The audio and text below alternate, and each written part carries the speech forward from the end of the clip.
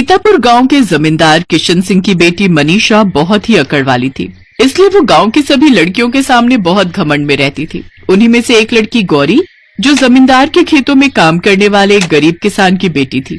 मनीषा उसे भी अपने सामने कुछ नहीं समझती थी। जब देखो वो गौरी पर हुक्म चलाती रहती थी। गौरी, सुबह से तुझे कितने बुलावे भेजे, तू आई क्यों नहीं? चल ये पकड़ मेरा थैला, मुझे बाजार जाना है। मुझे अपने लिए चूड़ी, बिंदी, पाउडर वगैरह वगैरह वगैरह बहुत कुछ खरीदना है। अभी तो मुझे रोटी बनानी है, थोड़ी देर बाद चले? नहीं, थोड़ी देर बाद नहीं, अभी चल, फिर मेरे पास समय नहीं है। और अब तू मुझे मना मत करना, क्योंकि तू जानती है अगर तू मुझे मना करेगी तो मुझे गुस्सा आ जाएगा, फिर मैं बापू को बोलूंगी, और बापू को तू जानती है अगर किसी बात पर मैं नाराज हो जाऊं तो बापू तुम सब पर बहुत गुस्सा करेंगे। गौरी बिटिया, रोटी मैं बना लूंगी, जा तू इसके साथ चली जा, बेकार में कभी जमींदार साहब गुस्सा करे। पर माँ, तुम अभी अभी खेत से काम करके आई हो, तुम भी तो थकी हुई हो।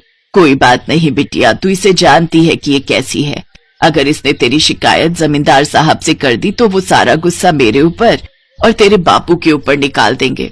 ठीक है माँ, पर मैं जल्दी आने की कोशिश करूंगी, ज्यादा काम मत करना, तुम आराम कर लेना। मनीषा गौरी को ऐसे ही तंग करती थी, पर गौरी की मजबूरी थी उसकी बातों को मानना। इसी बात का फायदा हमेशा मनीषा उठाती रहती थी। मनीषा, हम बहुत देर से बाजार निकले हुए हैं, घर चले, अब माँ इंतजार कर रही होगी। रुक, अभी तो आए हैं, मुझे वो सामने की दुकान से अपने लिए झुमके लेने। भैया, ये झुमके कैसे दिए? 30 रुपए जोड़ी है। एक काम करो, ये वाला और वो दोनों भी, ये सारे कर दो। देख गौरी, ये झुमका मुझ पर कैसा लग रहा है? बहुत सुंदर लग रहा है मनीषा, ले लो, तुम पर बहुत अच्छा लगेगा। वो तो लगेगा ही, इस पर कहने वाली कोई बात नहीं है, आखिर गांव के जमींदार की बेटी हूँ, मुझ पर सब कुछ अच्छा लगता है। तुझे पता है बापू ने मेरी शादी के लिए बहुत कुछ सोचा हुआ है। शादी से याद आया, कल मुझे लड़के वाले देखने के लिए आ रहे हैं। वीरपुर गांव के जमींदार का बेटा है, पता है कितने पैसे वाले लोग हैं। बापू कहते हैं मैं तो राज करूंगी, राज। और वैसे एक बात कहूँ, मैं तुझे ये सब क्यों बता रही हूँ? तू तो ठहरी गरीब नौकर की बेटी, जो हमारे यहाँ नौकर है। तू ये सब बातें नहीं समझेगी, क्योंकि मुझे पता है तेरी शादी तो इसी गांव में किसी किसान के बेटे से ही होगी।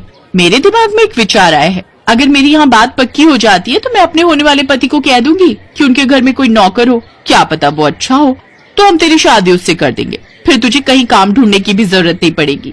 तू अपने पति के साथ आराम से मेरी ससुराल में नौकरी करना। गौरी चुप हो जाती है। वो जानती थी कि मनीषा का स्वभाव कैसा है। मनीषा की शादी पक्की हो जाती है और वो अपनी शादी की तैयारी में लग जाती है। मनीषा शॉपिंग के लिए शहर जाती है तो गौरी को अपने साथ लेकर जाती है। भैया, मुझे तो महंगे से महंगा ब्राइडल लहंगा दिखाना, मैं अपनी शादी में इतनी सुंदर लगूं कि आसपास के गांव वाले देखते रह जाएं। बहन जी, हमारी दुकान का सबसे बढ़िया महंगा लहंगा है, पूरे 3 लाख का है। ये तो बहुत सुंदर लहंगा है, ये लहंगा मेरे ऊपर बहुत अच्छा लगेगा, पर अभी तो मैं इतनी थक चुकी हूँ कि इसको पहनकर देखने की बिल्कुल हिम्मत नहीं हो रही। एक काम कर गौरी, ये लहंगा तू पहन के दिखा, अगर सही लगेगा तो मैं यही ले लूंगी। पर मैं कैसे पहन सकती हूँ? ये तो तुम्हारा दुल्हन का लहंगा है ना? तो मैं कौन सा तुझे ये कह रही हूँ कि ये तेरा दुल्हन का लहंगा है? मैं जानती हूँ ये मेरा दुल्हन का लहंगा है। वैसे भी तुझ जैसी गरीब का ये ब्राइडल लहंगा हो भी नहीं सकता। ये तो तुझे मैं मौका दे रही हूँ सिर्फ पहन कर दिखाने के लिए। चल जा, अब जितना कहा उतना सुन, मैं बहुत थक चुकी हूँ, मुझे गाँव भी वापस पहुंचना है, बहुत सारे काम है। गौरी वो ब्राइडल लहंगा ट्राई करने के लिए ट्रायल रूम में चली जाती है, पर जैसे ही वो लहंगा पहनकर बाहर आने लगती है उसकी नजर कोने में रखे एक पर्स पर जाती है। गौरी से पहले एक बड़ी उम्र की लेडी ट्रायल रूम से बाहर निकली थी। गौरी उन्हें आवाज लगाती है, आंटी जी, ये आपका बटुआ, आप अंदर भूल गए थे शायद। अरे हाँ, ये मेरा पर्स है, शुक्रिया। उम्र के साथ साथ याददाश्त भी कमजोर होती जा रही है। वो तो मेरी बड़ी बहू है जो मुझे यहाँ जबरदस्ती दुकान पर ले आई, वरना मैं बहुत कम निकलती हूँ। तुम्हारा क्या नाम है बिटिया? जी, मेरा नाम गौरी है। अच्छा, तो अपनी शादी का लहंगा पसंद करने आई हो। ये लहंगा तुम पर बहुत सुंदर लग रहा है। जी, ये मेरा लहंगा नहीं है, हमारे गांव के जमींदार साहब की बेटी है, उसकी शादी है, तो वो अपना लहंगा लेने आई थी। वो थोड़ी थकी हुई है, इसलिए उसने मुझे बोला कि मैं ये पहनकर उसे दिखा दूं। बस वही देख रही थी, तभी आपके बटुए पर मेरी नजर पड़ गई। अच्छा, वैसे कौन से गांव की हो तुम? जी, हम लोग सीतापुर गांव से आए हैं। सीतापुर गांव से? अच्छा, वहां के जमींदार तो मुझे बहुत अच्छे से जानते हैं।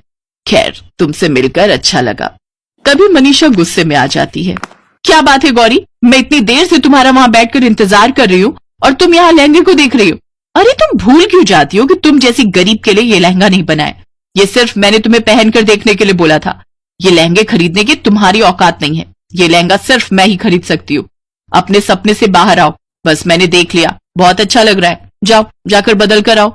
वो लेडी देखती है कि मनीषा गौरी से बहुत बुरी तरह बात कर रही है। गौरी की आंखों में शर्म से आंसू आ जाते हैं और वो वापस ट्रायल रूम में लहंगा बदलने के लिए चली जाती है। अगले दिन गौरी जब तैयार होकर मनीषा के घर जाने लगी, तभी उसके घर के बाहर एक कार आकर रुकी। आंटी जी आप, और यहाँ आपको मेरे घर के बारे में कैसे पता चला? माँ, ये कल मुझे शहर में जिस दुकान से मनीषा ने लहंगा लिया ना, वहां मिली थी। नमस्ते। कल गौरी से मिलने के बाद मैं इसे भूल ही नहीं पाई। घर जाकर मैंने अपने बड़े बेटा बहू और छोटे बेटे से इस बारे में बात की। बहन जी, भाई साहब, मैं गौरी को अपने घर की बहू बनाना चाहती हूँ। मैं अपने छोटे बेटे राघव के लिए आपकी बेटी गौरी का हाथ मांगती हूँ। गौरी के माता पिता की खुशी का ठिकाना नहीं था।